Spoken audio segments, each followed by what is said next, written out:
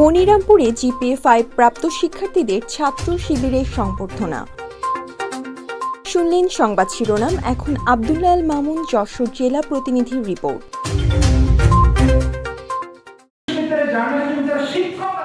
যশোরের মনিরামপুর উপজেলার বিভিন্ন শিক্ষা প্রতিষ্ঠান হতে এসএসসি দাখিল ও সমমানের পরীক্ষায় জিপিএ-5 প্লাস প্রাপ্ত 241 জন মেধাবী শিক্ষার্থীদেরকে সংবর্ধনা প্রদান করেছেন বাংলাদেশ ইসলামী ছাত্র শিবিরের মনিরামপুর উপজেলা শাখা।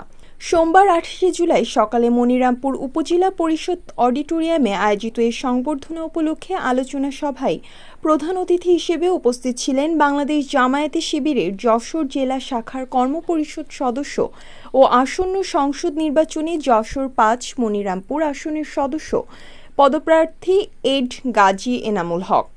মনিরামপুর উপজেলা ছাত্র শিবিরের আয়োজনে অনুষ্ঠিত এই সংবর্ধনা প্রদান অনুষ্ঠানে প্রধান আলোচক হিসেবে উপস্থিত ছিলেন মালয়েশিয়া ইন্টারন্যাশনাল ইউনিভার্সিটির প্রভাষক হাসানুল বারী। এছাড়াও বিশেষ অতিথি হিসেবে উপস্থিত ছিলেন যশোর জেলা জামায়াতে ইসলামের সহকারী সাধারণ সম্পাদক মনিরুল ইসলাম, মনিরামপুর উপজেলা জামায়াতের আমির অধ্যাপক ফজলুল হক, মনিরামপুর উপজেলা শাখার সহকারী সেক্রেটারি এইচ.এম. শামীম, যশোর জেলা ছাত্র শিবিরের শহরে সভাপতি মোহাম্মদ মিনারুল ইসলাম, খুলনা বিশ্ববিদ্যালয়ের সহযোগী অধ্যাপক ডক্টর রিপুল কবির, মনিরামপুর উপজেলার পেশাজীবী ফোরামের সভাপতি আবু সালেহ মোহাম্মদ উবাইদুল্লাহ, অভিভাবক সহ আগত বিভিন্ন পর্যায়ের ব্যক্তিবর্গ উপস্থিত ছিলেন।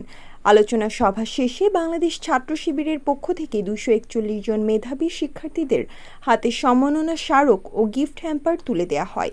অনুষ্ঠানকে আরও আকর্ষণীয় করতে মেধাবী শিক্ষার্থীদের নিয়ে ইসলামী সঙ্গীত পরিবেশন করে ইসলামী ছাত্র শিবিরের মনিরামপুর উপজেলা শাখার সদস্যবৃন্দ।